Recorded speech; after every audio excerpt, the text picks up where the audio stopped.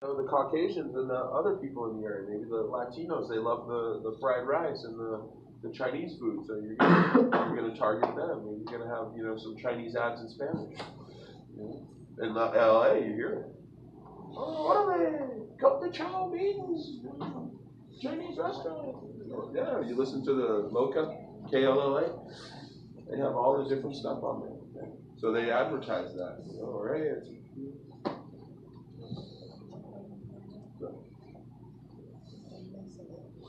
Demographics, okay? So that's what I'm looking for, a sheet of breakdown similar to that of the area you decide to choose for your project, okay? And it can be anywhere. You can say, hey, I'm going home to Medford. I'm going to do it on Medford. All right, fine, go ahead. Okay, there's no right place or wrong place, okay? Let's check out some job descriptions. I thought it was fun. Let's check out some job descriptions so you can see what some of those might look like. Okay, so I got a sample job description. I got one for a general manager. Okay.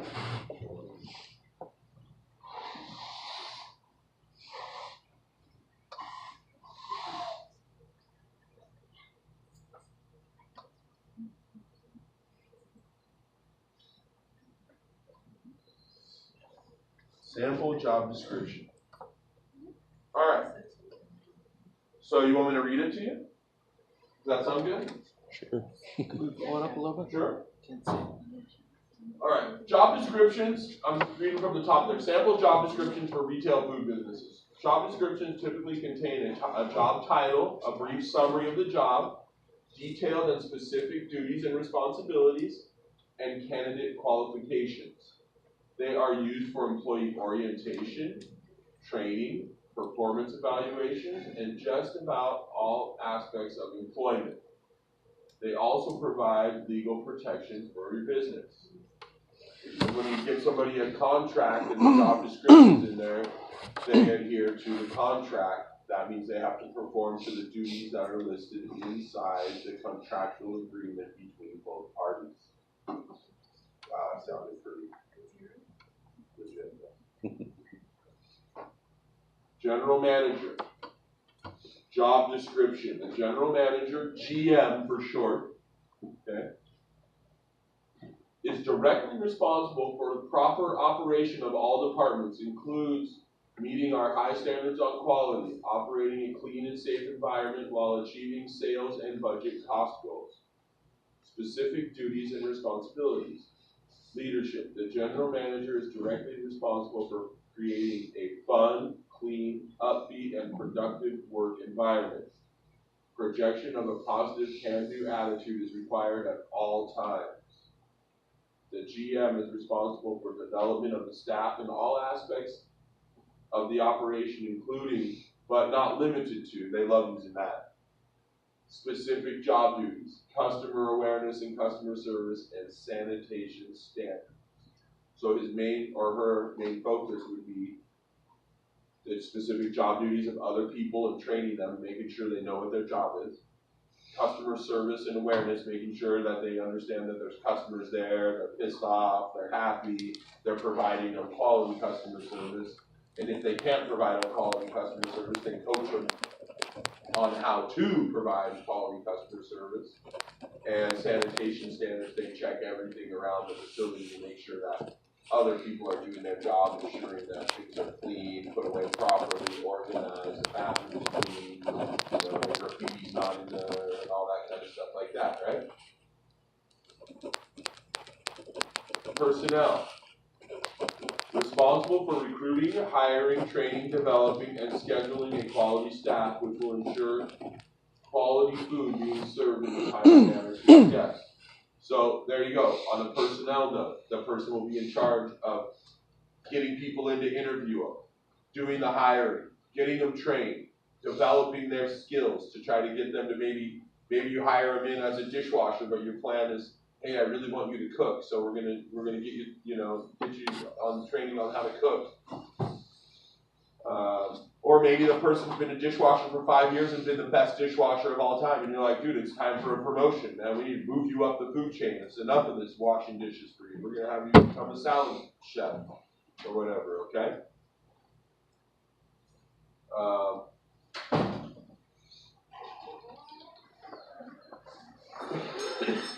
Scheduling, making sure that they do the schedule for all the employees, that the employees know what their schedule is. And quality food, making sure that keeping his eye or her eye on the food that's going out. Is it going out quick? Is it going out slow? Is it going out right? Is it going out incorrect? Did you put cheese on the burger when they said not to? How come we're not reading the tickets? You know, you're kind of in charge of everything. It's kind of a hard job, huh? General manager, you got to have some good middle management people in place to be successful. Recruiting and hiring responsibilities include establish and maintain appropriate staffing levels and keep informed of any changes that may impact staffing needs, special functions, holidays, staff member who needs to change availability or leave the employment of the restaurant. So if someone's going to quit, then you got to be ready to hire somebody in place of. Ensure all employees' personnel files are complete and up to date and in accordance with any state or federal laws. So say, you know, so-and-so got their food handler's card. You want to make sure that that's in their file in case the state department or the health inspector comes to check to see if everybody's got a food handler's card. That's what they mean, that you have everybody's proper documentation of their abilities and their, you know, that you have a W-2 form filled out on it, that they get paid every 2 weeks or every whatever your payment schedule is, that you're offering them benefits, or, you know, if they decline them or not. They might ask you, did your business offer benefits? Stuff like that, okay? Just making sure you're following the rules. So that's why you want to keep the personnel files updated. Keep turnover to a minimum to not impact customer service or labor costs. Sometimes hiring people and training them costs a lot of money because they're not actually working. You hire them, train them for a few days before they actually start working to make sure that they're going to be able to handle the pressure of the job.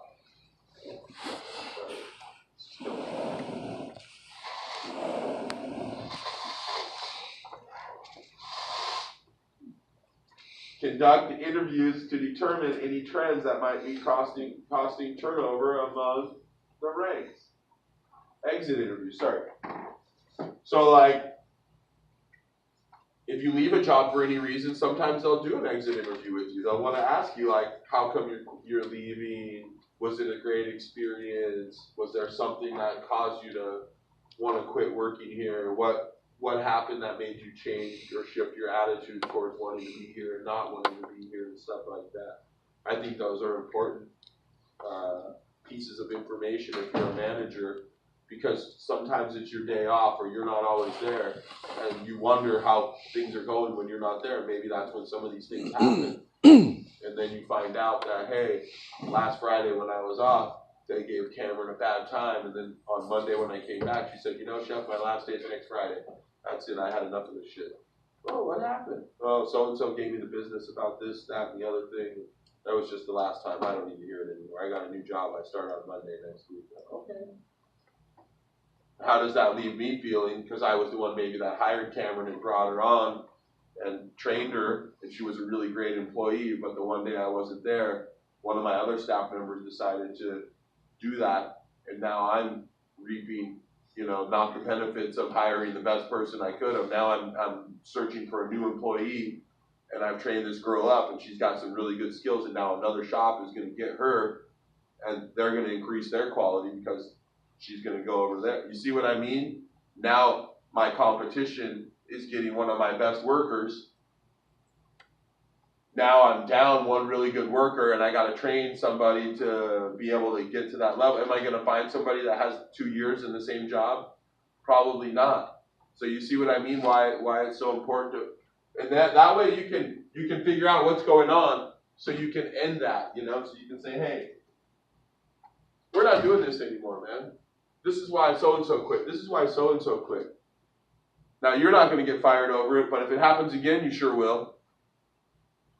I wasn't there, I didn't see what happened, but this is what I'm thinking in the future. when a situation like this arises, this is how we should handle it. So that's why those kind of things are important to get that information if you're the manager or whatever, okay?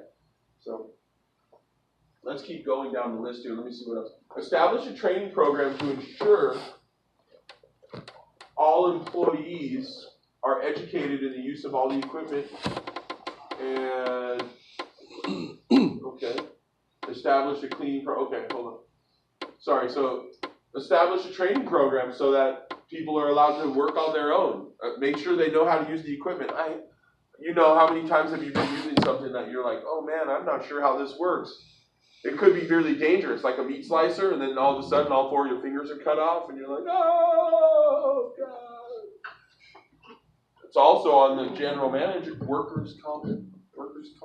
Somebody gets hurt on the job and you didn't train them how to use the tools. Oh, you might be opening up for a lawsuit, right? That could be even worse. Okay? Okay, cleaning program, so all employees are familiar with the proper use of sanitation procedures. If they don't have their ServSafe card, then maybe you want to educate them like, hey, wash, rinse, sanitize. Some people come straight from high school and they don't know any of those things because they've never done it before. So you got to teach them. This is a 3-compartment sink. We rinse all the food off and scrape it off over here. We wash the dishes. We rinse off this soap. We sanitize and then we air dry it. That's part of the training program, okay, that you put people through. Okay, so now they move on from training and developing staff responsibilities, mainly around cleaning and equipment, right? The 2 things that cause you the most trouble. A dirty shop, people get sick. Equipment that people aren't trained properly how to use, they get hurt. And now you have, example, maybe Dave didn't know how to use the steam on the rack oven, and then he opened the door and burned the shit out of his arm. On accident, he didn't know. Now he's off work 3 days. And now I have to pay Sage overtime for 3 days. But he got hurt on the job, so I'm not docking his pay. It was my fault. I didn't train him right to use the oven. So I shouldn't penalize him for that. I should penalize myself for that, right?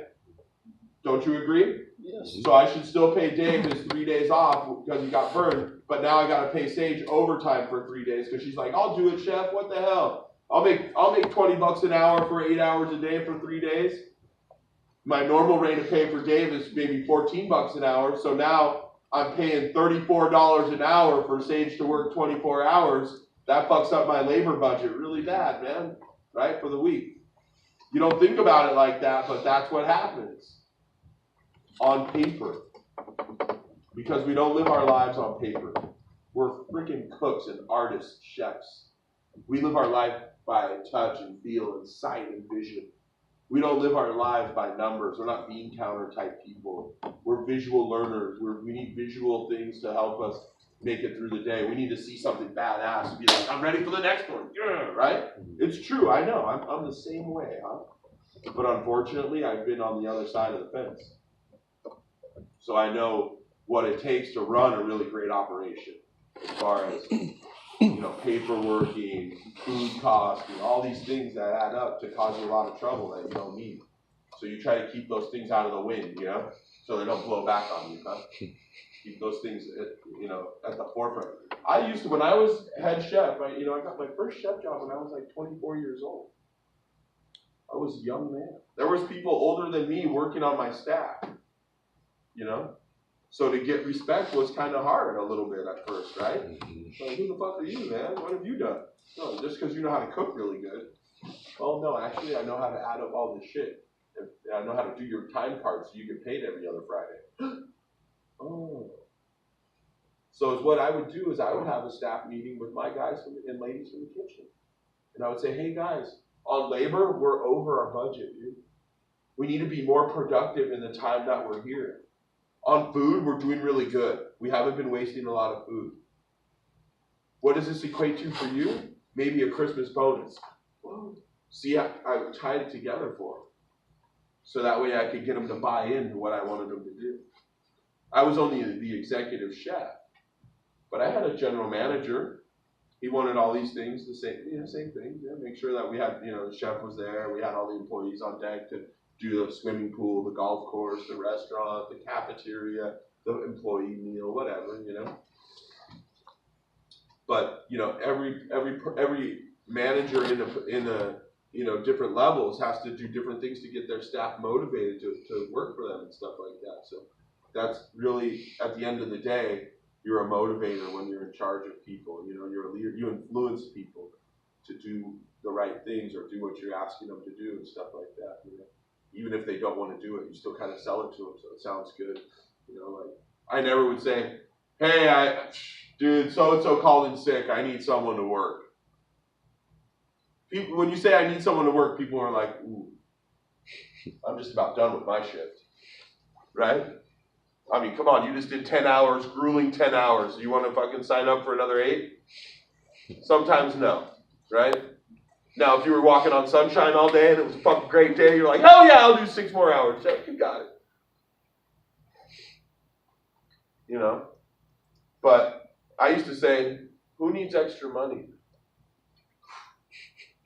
Everybody, fuck, I need extra money, dude. Hey, I need someone for 8 more hours, dude. You want to fucking rock and roll? Yeah, dude. All right, go take a break for like an hour, and we'll see you in an hour, man. Come back, and we'll be ready to go. Okay, cool.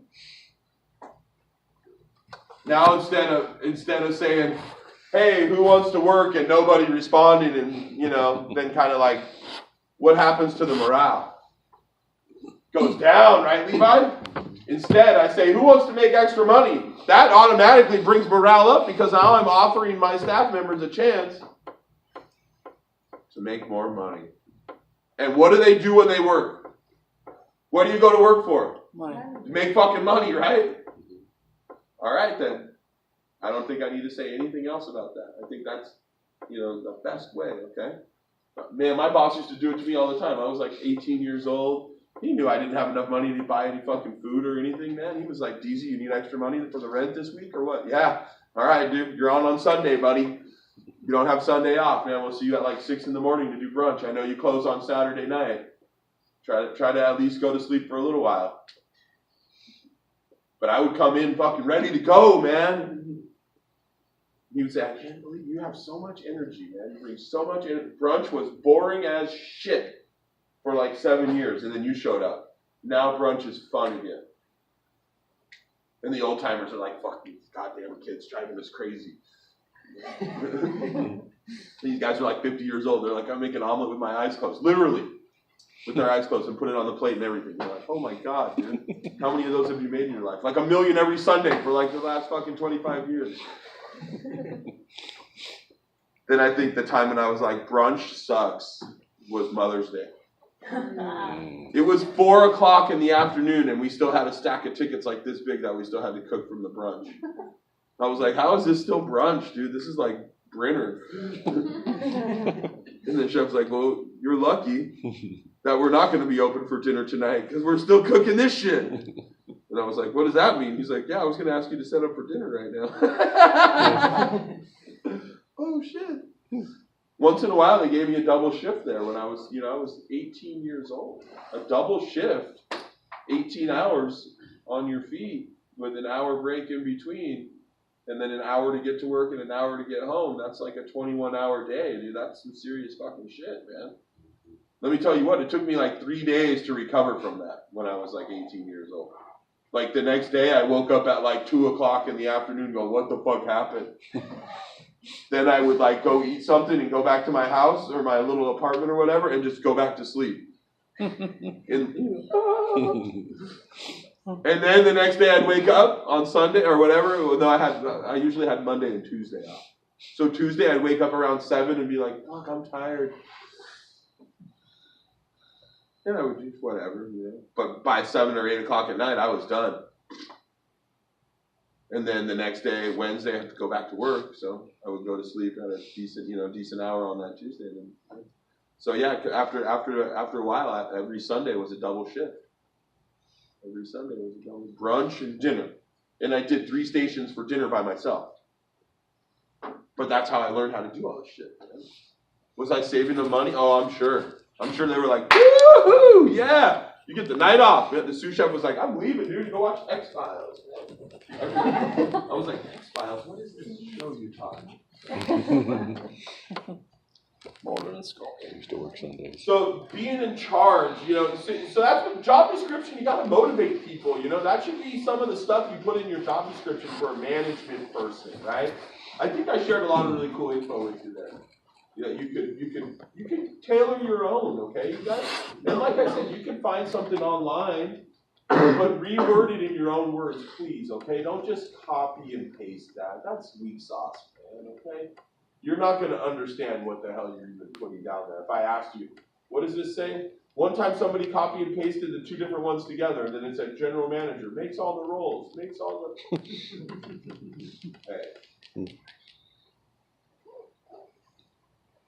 Okay, so administration responsibilities. It's still going, right? It had personnel, it had staff development and training, now it has administration. Complete quarterly review of all staff members. Quarterly review. Usually it's an annual review. But I guess their company does it quarterly. So maybe you get a quarterly raise. That'd be pretty cool. A quarter every quarter. I'd rather get like $3 at the end of the year. Fuck it. Right? Depends on how you want to do it though. Complete quarterly review of all staff, maintain accurate paperwork for employee files, including termination, counseling, disciplinary documentation, accidents, injuries, and so on. So you got to keep track of all that stuff. If somebody's showing up to work late every day and you don't write them up, then you can't really fire them. Maybe your company has a policy that, you know what, Daryl's been late 8 times, man. Do we have documentation? No. We better start writing them up for that shit. All right, fine. Then the next thing you know, you show up late the next day. 1 minute late. You're late. Sign this. What is this? Well, we're tired of you showing up late, so we're telling you if you don't stop showing up late, this could lead to disciplinary action up to and including, say it, Dave? Termination. Termination. All right? They always put that bullshit on there, So that way they can decide, like, oh, like I was on double secret probation a couple times for sure. You want to keep track of people being on accidents and stuff like that. If somebody has a lot of accidents all the time, maybe you want to do a drug screening or something to make sure they're not, under the influence when they're at work. I'll never forget, I told this girl, don't put your arm in that mixer. I turned around a second later, her fucking arm was pinned to the side of the bowl with the hook, holding her arm against the fucking bowl. That shit was broken like a fucking tree log. I threw up all over my shoes and I was like, I guess I get to help you now. It was the most disgusting thing I ever fucking seen. And I said, were you on drugs? And she's like, yeah. That's why I don't feel it. So, what does that mean for me as the manager? My company's not paying for your stupid fucking ass, sticking your arm inside that machine. We're not liable for you doing that. Even though that happened on our property when you were working for us, you admitted that you were under the influence of drugs. So, now you're on the hook for the medical bills instead of my company. If you're the business owner, you hope that's the scenario that you're dealing with. Because what's going to happen, your insurance is going to go up. You're going to pay all those medical bills that you didn't expect to. Maybe the person's going to sue you. Now you're in a shitload of trouble, right? That's why it's very important if you own your own business to hire very carefully. Don't just hire anybody. Some people, they put on a really great interview, man. Make sure you do your homework on it, okay? Purchasing. The GM will be responsible for purchasing all the products and supplies to operate the restaurant. Each department will order necessarily, but the general manager will be accountable for the expenses.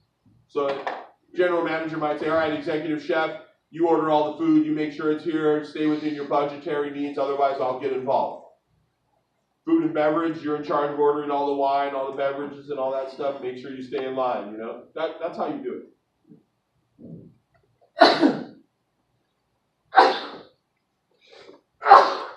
Otherwise, your micromanaging all these situations, and how the hell are you going to get any work done?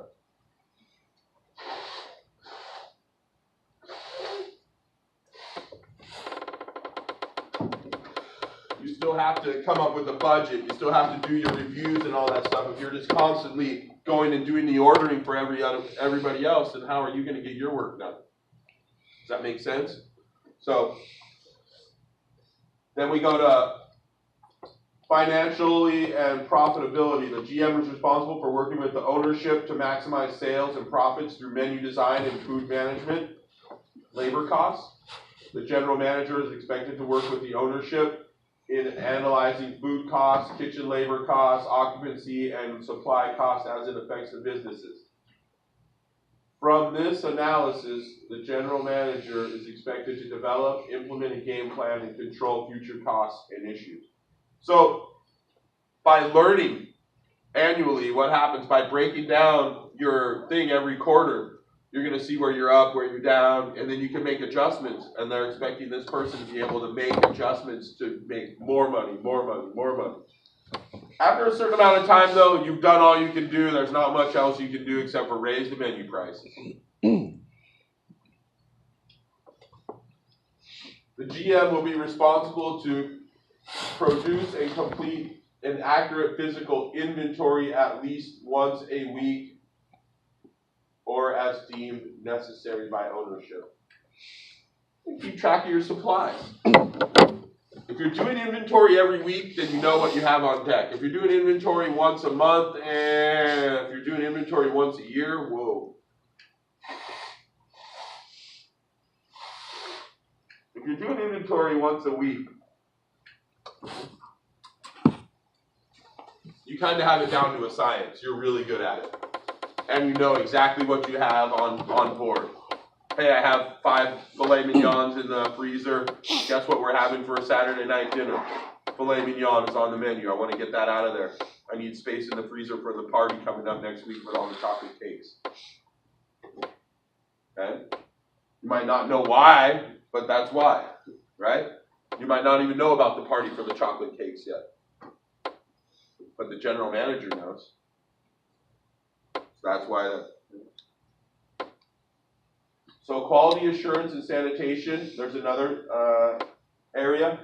The general manager must adhere or ensure strict adherence to the restaurant standards of food quality, freshness, proper food handling and storage, proper use of cooking techniques, sanitary cooling conditions, taste, portion size, presentation, everything. Responsible for all of it. So he has to work closely with the chef, huh? Or whoever's cooking. Hey, how come the fish is too dark today? What's going on? Change the oil in the fryer? Oh shit, we forgot to. All right, let's get that done real quick here before we get too busy. Then maybe that goes into your game plan every day, 8 in the morning. Check the fryer to make sure that the oil quality is good before turning it on. It's easier to clean a dirty cold fryer than it is to clean a hot fryer. Huh?